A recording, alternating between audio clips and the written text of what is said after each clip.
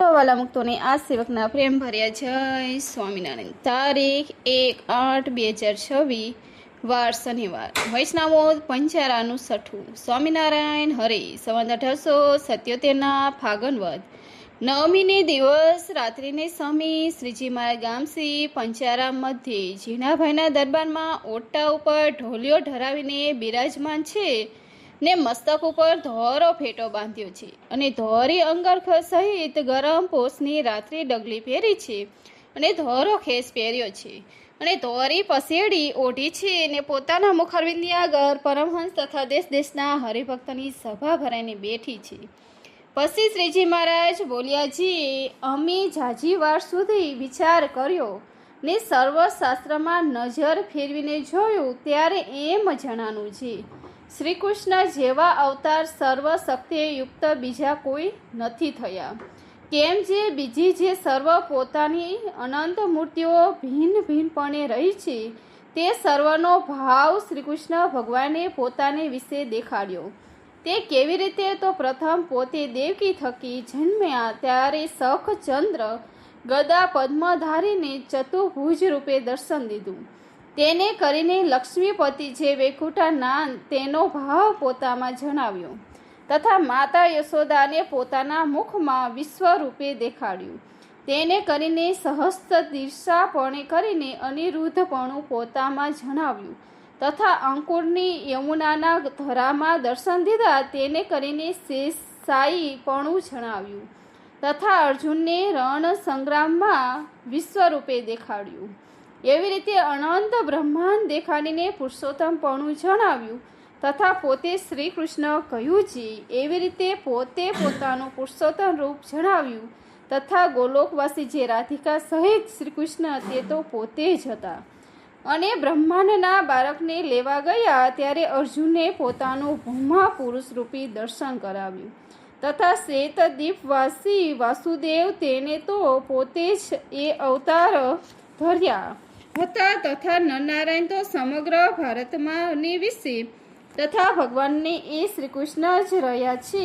માટે એ શ્રી કૃષ્ણના અવતારને વિશે તો ભિન્ન ભિન્નપણું રહ્યું છે. એ જ ભગવાનની મૂર્તિઓ તથા શક્તિઓ ઐશ્વર્ય તે સમગ્ર છે.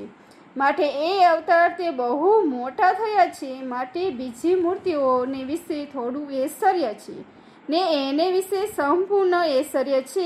માટે કૃષ્ણ અવતાર જેવા કોઈ અવતાર નથી અને એ અવતાર સર્વોપરી વર્તે છે અને બીજા અવતારે કરીને થોડી શક્તિ જણાવે છે. આ અવતારે કરીને સંપૂર્ણ ઐશ્વર્ય શક્તિઓ જણાવી માટે એ અવતાર સર્વાક્ષપણે વર્તે છે. એવી રીતે જેને પ્રત્યક્ષ શ્રી કૃષ્ણના સ્વરૂપમાં અચર મતિ હોય ને એ મતિ કોઈ દિવસ વ્યભિચારને ન પામવી હોય ને તેની વચ્ચે કોઈ કુસંગ કરીને કદાચિત કાંઈક અવરું સવરું વર્તાઈ ગયું હોય તો પણ તે કલ્યાણના માર્ગમાંથી પડે નહીં, એનું કલ્યાણ જ થાય. માટે તમે સર્વ પરમહંસ હરિભક્ત છો તે પણ એવી રીતે જે ઉપાસનાની દ્રઢતા આ ભગવાનને વિશે રાખશો તો કદાચિત કોઈક અવરું વર્તાઈ જશે તો પણ અંત્યત કલ્યાણ થશે.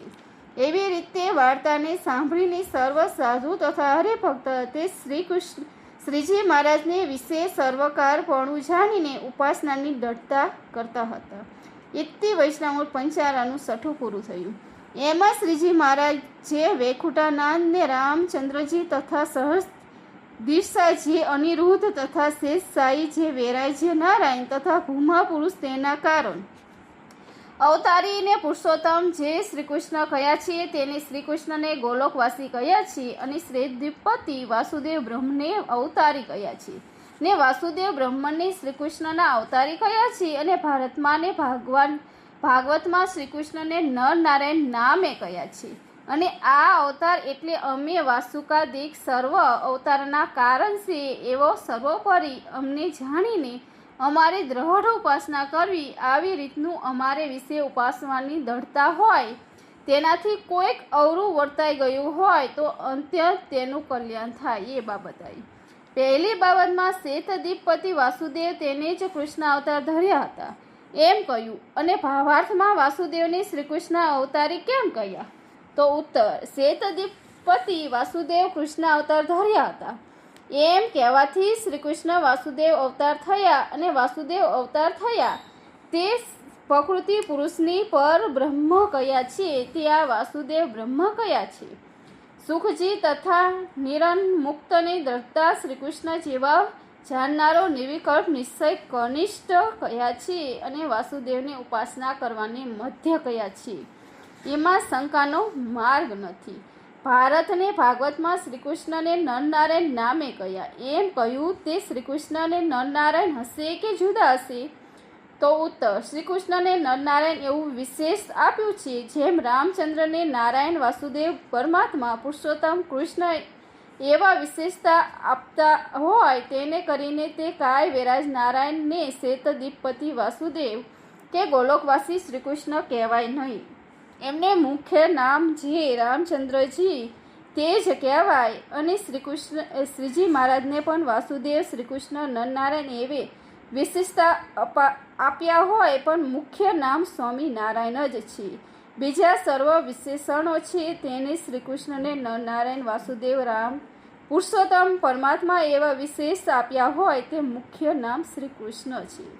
માટે શાસ્ત્રમાં સર્વ અવતારને એવા વિશેષણો આપ્યા હોય એમ જાણવું અને રામચંદ્રજી શ્રીકૃષ્ણ નરનારાયણ વાસુદેવ મૂળ અક્ષર તથા સર્વના અવતાર એવા શ્રીજી મહારાજ તે સર્વ જુદા જ છે અને વૈકુંઠ અને આદિ શબ્દથી ગોલોક તે કરતા બદ્રિકાશ્રમ તથા શ્રેષ્ઠરૂપ શ્રેષ્ઠ કયા છે. તો જેના ધામ શ્રેષ્ઠ હોય તેના ધામી તો શ્રેષ્ઠ જ હોય તેમાં શું કહેવું. માટે શ્રીકૃષ્ણને નરનારાયણ શ્રેષ્ઠ છે અને તેથી વાસુદેવ બ્રહ્મ શ્રેષ્ઠ છે અને શાસ્ત્રમાં શ્રીકૃષ્ણને વિશે વાસુદેવ કે નરનારાયણની લિંગ થયા એમ કહ્યું ત્યારે તે શ્રીકૃષ્ણ ઓરા જે પ્રધાન પુરુષ તથા મહતત્વરૂપ વાસુદેવ તથા નર કહેતા અર્જુન અને નારાયણ કહેતા વેરાજ નારાયણ તથા શેષ નારાયણ તે જાણવા. ત્રીજી બાબતમાં અવરું વર્તાઈ જશે તો અંતે કલ્યાણ થશે એમ કહ્યું તે અવરું શું જાણવું.